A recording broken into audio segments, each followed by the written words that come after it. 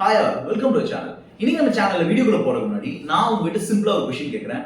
நீங்க என்னைக்காவது உங்களோட ஆபீஸ்ல ஒர்க் பண்ணிட்டு இருக்கும்போது நீங்க ஒரு பெரிய டாஸ்க்ல ஒர்க் பண்ணிட்டு இருக்கீங்க, அதை முடிக்கிறதுக்கே உங்களுக்கு ஒரு வாரம் டைம் ஆகும். பட் இருந்தாலும் உங்களோட ஃப்ரெண்டோ இல்ல உங்க ஆபீஸோ உங்களோட கொலீக்ஸ் இல்ல உங்களோட பெரிய பாஸ் யாரோ ஒருத்தர் வராரு, நவீன் ஏதாவது ஒர்க் இருக்கு அப்படின்னு கேட்பாரு. உடனே இல்ல சார், ஓகே சார், கொஞ்சம் அளவா தான் இருக்கு, அப்போ இதையும் கொஞ்சம் சரி முடிச்சுன்னு சொல்லிட்டு உடனே நம்ம கையில ஒரு ஃபைலை கொடுப்பாங்க. இப்படி இருக்கிற டைம்ல நம்மளால அதுக்கு நோ சொல்ல முடியாம ஓகே சார் கொடுங்க எஸ்ன்னு சொல்லி வாங்கி அந்த ஒர்க்கையும் வாங்கி நமக்குள்ள ஆட் பண்ணி நம்ம ஸ்ட்ரெஸ் லெவலை நம்ம இன்க்ரீஸ் பண்ணியிருப்போம். இதுக்கு பேர் தான் the tendency of being nice. அதாவது ஒரு ட்ராப் மாதிரி. How to avoid being nice to the people. இதுதான் இன்னைக்கான நம்ம டாபிக். இதுல இருந்து நம்ம எப்படி தப்பிக்கிறதுன்னு இந்த டாபிக் நம்ம பேச போறோம். இந்த வீடியோவை கடைசி வரைக்கும் பாத்தீங்கன்னா இந்த டெண்டன்சில இருந்து எப்படி தப்பிக்கலாம்ங்கறத சொல்யூஷன் நான் சொல்லியிருப்பேன். சரி, வாங்க வீடியோக்குள்ள போவோம். இந்த ஸ்டார்டிங்ல சொன்ன மாதிரி நம்ம எல்லாத்துக்குமே சின்ன வயசுல இருந்து எஸ் ஓகே இது கொடுங்க, அதை பண்ணி தரேன், இதை பண்ணி தரேன்னு சொல்லிட்டு நம்ம பேரண்ட்ஸ் நம்மளை கண்டிஷன் பண்ணி வளர்த்துருப்பாங்க. இதை பண்ணா நீ நல்ல பையன், இதை பண்ணா நீ கெட்ட பையன், இதை பண்ணாதான் எங்களுக்கு பிடிக்கும் அப்படிங்கும்போது ஓகேமா பண்றமா, ஓகேப்பா பண்றமா. இது ஆக்சுவலா ஒரு வகையில் நல்லதும் இருக்கு, கெட்டதும் இருக்கு. என்னன்னா எல்லாத்துக்கும் ஓகே சொல்ற மனப்பான்மை வந்துடும். நீங்க டாப்ல இருக்கிற 1% ஆஃப் எல்லா சக்சஸ்ஃபுல் பீப்புள் எல்லா ஃபீல்டும் எடுத்துக்கோங்க. அவங்க வாழ்க்கையில நிறைய நோ சொல்லியிருப்பாங்க. எதுக்கு எஸ்ங்கிறதே அவங்க வாழ்க்கையில ரொம்ப கம்மியா தான் சொல்லியிருப்பாங்க. ஆனா நோ எக்கச்சக்கமா சொல்லியிருப்பாங்க. ஆனா நம்ம காமன் பீப்புளா இருக்கிற எல்லாருமே எல்லா விஷயத்துக்கும் ஓகே எஸ் எஸ் எஸ். ஒரு சில பேர் ரேரா நோ சொல்ற ஆளுங்க நம்ம கேங்லயே இருப்பாங்க. ஸ்கூல்ல 30 பேர் இருக்காங்கன்னா அதுல 20 பேர் எஸ் சொல்ற கேட்டகரியா தான் இருப்பாங்க. வெறும் 10 பேர் மட்டும்தான் நோ சொல்ற கேட்டகரியில இருப்பாரு. வாரன் பஃபெட் சொல்றாரு, உங்க வாழ்க்கையில எப்ப நீங்க நோ சொல்ல ஆரம்பிக்கிறீங்களோ அப்பதான் நீங்க க்ரோ ஆவீங்கன்னு சொல்லிட்டு. சோ நோ சொல்றது ஒரு ஆர்ட்டும் கூட அதை நம்ம கத்துக்கணும். சரி, இந்த எஸ் சொல்றதால என்னடா பிரச்சனை வந்துட போகுது, நம்ம அடுத்தவங்களுக்கு நைஸா இருந்தா என்ன அப்படின்னு. உங்களுக்கு இதுல நிறைய டிஸ்அட்வான்டேஜஸ் தான் வரும். சிம்பிளா சொன்னா இப்ப நான் அந்த மேனேஜரோ என்னோட கொலீக்ஸோ தராங்க, நான் வாங்கி அதை நான் ஒர்க் பண்ணிட்டு இருக்கிறேன்னா என்ன டேக் இட் ஃபார் கிராண்டடா எடுத்துக்குவாங்க. இந்த ஒரு வேலை மட்டும் இல்ல, இன்னொரு வேலையும் கொடுப்பாங்க, அதுக்கப்புறம் இன்னொரு வேலையும் கொடுப்பாங்க. எனக்கு ஸ்ட்ரெஸ் லெவல், என்னோட ஒர்க் லைஃப் பேலன்ஸ் எதுவுமே அவங்க பார்க்க போறது இல்லை. அட் த சேம் டைம் இது ஒண்ணு ஆச்சா, இன்னொன்னு நமக்கு ரெகக்னிஷன் கிடைக்காது. நவீன் இவ்வளவு கஷ்டப்பட்டு வேலை செய்யறான்ப்பா, ரொம்ப ஹார்ட் ஒர்க் போடுறான்ப்பா. இந்த ரெகக்னிஷன் சத்தியமா உங்களுக்கு யாரும் தர போறதே இல்லை. ஏன்னா அவங்க உங்களுக்கு கேரி பண்ணிக்க மாட்டாங்க. உங்களுக்கு டேக் இட் ஃபார் கிராண்டடா எடுத்துக்குவாங்க. இதை கொடுத்தா அவன் முடிச்சிருவான், அவன் ஆஃபீஸ்ல நைட் 12 மணி வரைக்கும் இருந்து வேலை செஞ்சுட்டே போவான், நம்ம வீட்டுக்கு ஜாலியா போய்க்கலாம். இந்த மென்டாலிட்டி தான் வருமே தவிர ஒரு டீம் ஒர்க், டீம் ஸ்பிரிட்லாம் அங்க இருக்கவே இருக்காது.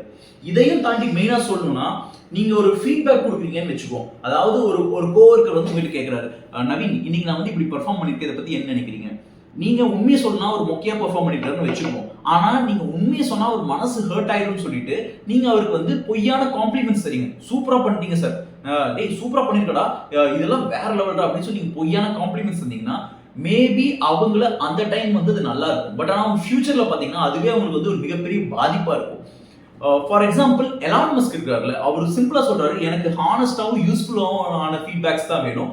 எனக்கு இந்த மாதிரி சும்மா இந்த மேல் பூச்சி மாதிரி இருக்கிற ஃபீட்பேக்ஸ்லாம் வேண்டாம், எனக்கு காம்ப்ளிமெண்ட் பண்ற ஃபீட்பேக்ஸே வேண்டாம், எனக்கு ட்ரூத்தை பேஸ் பண்ண ஃபீட்பேக் தான் வேணுங்கிறாரு. சரி, எலான் மஸ்க் ஏன்டா ஃபீட்பேக் தேவைப்படுதுன்னு கேட்கலாம் நீங்க. ஆக்சுவலா எலான் மஸ்கோட திங்கிங் ப்ராசஸ் எப்படின்னா, அவர் ஃபர்ஸ்ட் பிரின்சிபல் இருந்து திங்க் பண்ணுவாரு. அந்த ஃபர்ஸ்ட் பிரின்சிபல் திங்கிங்கை வச்சுட்டு அதை போய் மற்றவங்க கிட்ட கேட்பாரு, ஃபீட்பேக் கரெக்டா இருக்கா நான் பண்ணது. ஃபர்ஸ்ட் பிரின்சிபல் திங்கிங் என்னன்னு உங்களுக்கு சொல்லிடுறேன். ஃபர்ஸ்ட் பிரின்சிபல் திங்கிங்னா சிம்பிளா ஒரு எக்ஸாம்பிள் தரேன். எலான் மஸ்க் டெஸ்லா கம்பெனி உருவாக்கும் போது அவருக்கு நிறைய பேட்டரிஸ் தேவைப்பட்டுச்சு. அந்த பேட்டரிஸ் அங்க போய் வாங்கினா, வெளியே போய் வாங்கினா $100 வச்சுக்குவோம். இதே பேட்டரிஸ் அந்த பொருட்கள் தயாரிச்சா எவ்வளவு வருதுன்னு கால்குலேட் பண்றாரு. அது $75 தான் வருது. சரி, இதே பேட்டரிஸ்ல எது அதிகமான காஸ்ட்னு பார்த்தா அந்த பேட்டரி தயாரிக்கிற மெட்டல், அந்த நிக்கல் காப்பர், இதுக்கு தான் அதிகமான விலை வருது. இந்த நிக்கல் காப்பரை நம்ம இங்க அமெரிக்கால வாங்காம லண்டன் எக்ஸ்சேஞ்ச்ல வாங்கினா எவ்வளவுன்னு யோசிக்கிறாரு.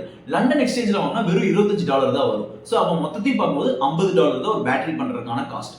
ஆனா அவங்களே டபுளா கொடுத்ததா வெளியே வாங்க வேண்டியது $100. சோ நம்மளே பேட்டரி பண்ணலாம்னு சொல்லிட்டு அந்த கிகா ஃபேக்டரி எல்லாம் வச்சு அவர் $50 பண்ண ஆரம்பிச்சார். சோ இதான் எலான் மஸ்கோட ஃபர்ஸ்ட் பிரின்சிபல் திங்கிங். இப்போ அவர் உடனே இப்படி இறங்கிட மாட்டாரு. அவங்க ஃப்ரெண்ட்ஸ் கிட்ட எல்லாம் கேட்பாரு, என்கிட்ட இப்படி ஒரு ஐடியா இருக்கு, நான் பேட்டரி வாங்கலாம்னு இருக்கேன், உன்னோட ஃபீட்பேக் என்ன அப்படின்னு கேட்பாரு. ஒரு 4-5 பேர்கிட்ட கேட்டனே அவங்க ஜென்யூனா அவங்க ரிவ்யூ சொன்னே, இது சூப்பர் ஐடியாடா, இது நல்லா இருக்கு, இந்த இடத்துல நீ இங்க லண்டன்ல வாங்காம நீ பிலிப்பைன்ஸ்ல வாங்க, அங்க கொஞ்சம் கம்மியா கிடைக்கும் அப்படின்னு சொல்லும்போது, ஓகே இவன் சொல்றது நல்லா தான் இருக்கு, என் ஐடியாங்கிறங்காட்டிக்கு நான் தான் சூப்பர்னு இல்ல, இவனோட ஃபீட்பேக் கரெக்டா தான் இருக்குன்னு எலான் மஸ்க் எடுத்துக்குவாரு. இப்படி இருந்தாதான் லைஃப்ல நம்ம எலான் மஸ்க் மாதிரி எக்ஸ்போனன்ஷியலா க்ரோ ஆக முடியும். ஸ்ட்ரைட் க்ரோ சொல்ல, எக்ஸ்போனன்ஷியலா க்ரோத்தை சொல்றேன். சரி, இந்த மாதிரியான ஹானஸ்டான ஃபீட்பேக்ஸ் வேணும்னா நீங்க எல்லாத்துக்கிட்டையும் நைஸா நடந்துக்கிறத முதல்ல நிறுத்தணும். Being nice is very very very bad thing to do in your life. And இதுக்கு ரொம்ப பெரிய எக்ஸாம்பிள் என்னன்னா, சரி நம்ம வீடியோட எண்டுக்கு வந்துட்டோம். இதுக்கு ரொம்ப பெரிய எக்ஸாம்பிள் என்னோட சின்ன ஸ்டோரி இருக்கு. என்னோட ஷிப்ல எங்களோட ஒரு செகண்ட் ஆஃபீஸர் இருந்தாரு. நான் தேர்ட் ஆஃபீஸர், அவர் செகண்ட் ஆஃபீஸர். எங்களுக்கு வந்து ஏபிள் சீமன் சொல்லிட்டு ஒரு பர்சனை தருவாங்க. அந்த பர்சன் வந்து எங்களுக்கு, அதாவது ஷிப்ல வந்து எப்பவுமே ஆட்டோ பைலட் தான் மேக்ஸிமம் போகும். ஏதாவது பெரிய ஆல்டரேஷன் பண்ணணும் இல்ல ஹார்பருக்குள்ள போகணும்னா இந்த ஏபிள் சீமன் யூஸ் பண்ணுவோம். இவங்களோட வேலை என்ன, ஷிப்பை சும்மா டிரைவர் மாதிரி அந்த ஸ்டீரிங் திருப்புறதா இவங்க வேலை. நான் என்ன பண்ணேன், சீஃப் ஆஃபீஸர் ரொம்ப ஒரு ஃப்ரெண்ட்லியா நடந்துக்கிறாடி. அவர் சொன்னாரு, உங்களுக்கு யாரை வேணும் சூஸ் பண்ணிக்கோங்க. நான் பாருங்க 3 பேர் தான், 3 பேர்ல எனக்கு ரொம்ப பெஸ்ட்னு பட்ட ஒரு பையன் நான் சூஸ் பண்ணி இவன் தான் எனக்கு வேணும் அப்படின்னு சொல்லிட்டேன். சோ என்னோட வாட்ச்ல அந்த ஏபிள் சீமன் தான் இருப்பாரு. செகண்ட் ஆஃபீஸர் பார்த்தா அங்க இன்னும் 2 பேர் இருந்தாங்க. அந்த 2 பேர்ல வந்து ஒருத்தர் நல்லா ஸ்மார்ட், ஒருத்தர் வந்து சுத்தமான டம்னா அவங்ககிட்ட ஒரு வேலை சொல்றது சொல்லாமே இருக்கலாம் அந்த மாதிரி ஆள். செகண்ட் ஆஃபீஸர் இந்த டம்மான பர்சன் சூஸ் பண்ணாரு. எனக்கு ஷாக், என்னடா இது செகண்ட் ஆஃபீஸர் இவனை சூஸ் பண்ணிருக்காரு அப்படின்னு சொல்லிட்டு. பட் ஆனா ஒரு 1 வீக் நான் எதுவுமே கேட்கல. சரி அவரோட சாய்ஸ் அப்படின்னு சொல்லி விட்டுட்டேன். பட் 1 வீக் அப்புறம் என்னோட கியூரியாசிட்டி அடங்கல. சோ நான் கேட்டேன், சரி ஏன் அவனை சூஸ் பண்ணீங்க, நீங்க வேற யாரையோ சூஸ் பண்ணிருக்கலாம்ல. அப்போ அவர் சொன்னாரு, அவர் சொன்ன அந்த வேர்டு எனக்கு இன்னுமே நல்லா ஞாபகம் இருக்குது. நான் வந்து எனக்கு வந்து நான் பண்ற விஷயம் ரைட்டா தப்பான்னு சொல்றாலும் எனக்கு தேவையில்லை. நான் என்ன பண்ணாலும், நான் என்ன சொன்னாலும் அதை அப்படியே கேட்டுட்டு நல்லா இருக்குன்னு சொல்லிட்டு அதை பண்றாள் தான் எனக்கு தேவை. எனக்கு ரொம்ப வியர்டா இருந்துச்சு. இவனை வச்சு ஒண்ணுமே நீங்க பண்ண முடியாது. பட் இவனை ஏன் செலக்ட் பண்ணீங்கன்னு கேட்டா, அவர் சொல்ற பதில் பாருங்க. எனக்கு வந்து நான் ரைட்டு தப்புன்னு சொல்லி என்ன சேலஞ்ச் பண்றோம் எனக்கு வேண்டாம். நான் சொல்றதை கேட்டு அவன் முட்டாளா இருந்தாலும் நான் சொல்றதை கேட்டு நடந்தா எனக்கு அது போதும். இப்படிதான் நம்ம இருக்கிற எல்லாருமே இருக்கிறோம். நம்மளுக்கு வந்து நல்ல காம்ப்ளிமெண்ட்ஸ் வந்து நம்ம எடுத்துக்கிறோம். அதே நம்மளுக்கு வந்து கெட்ட காம்ப்ளிமெண்ட்ஸ் கொடுத்தா அது எப்படி என்ன சேலஞ்ச் பண்ணலாம், அவன் எப்படி என்ன கொஸ்டின் பண்ணலாம், இவன் எப்படி எனக்கு அட்வைஸ் பண்ணலாம். அந்த மாதிரி நம்ம கொடுக்குற ஹியூமன் டெண்டன்சி அந்த இடத்துல வெளிவந்து நம்மளோட growth-ஐயே ஸ்டாப் பண்ணிடுது. சோ நெகட்டிவ் ஃபீட்பேக்னா இவன் வேண்டாம், நல்ல ஃபீட்பேக் பாசிட்டிவ் தரானா இவனை எடுத்துக்கலாம். சோ அந்த செகண்ட் ஆஃபீஸர் அவர் பண்ணதுதான் வந்து அவர் மட்டும் இல்ல, இன்க்ளூடிங் நானும் அந்த மாதிரி நிறைய சமயங்கள் இருந்திருக்கிறேன். அது மாதிரி தான் நம்ம எல்லாருமே இருக்கோம். சோ நம்ம வந்து ஹானஸ்டான ரிவ்யூஸ் மட்டும் தான் நம்ம கொடுக்கணும், வாங்கவும் செய்யணும். சோ இந்த வீடியோ உங்களுக்கு யூஸ்ஃபுல்லா இருக்கும்னு நினைக்கிறேன். இந்த வீடியோல இருந்து மூலமா நீங்க எப்படி இதை விட்டு வெளியே வரலாம் நீங்க கத்துருப்பீங்கன்னு நினைக்கிறேன். சிம்பிளா சொன்னா நோ, எல்லாத்துக்கும் இனிமேல் முக்காவாசி நேரம் நோ சொல்லி பண்ணாலே போதும் உங்களுக்கு. Okay, I think I have given some valuable content. We'll see in the next video. It will be much more valuable to you. Bye bye. See you.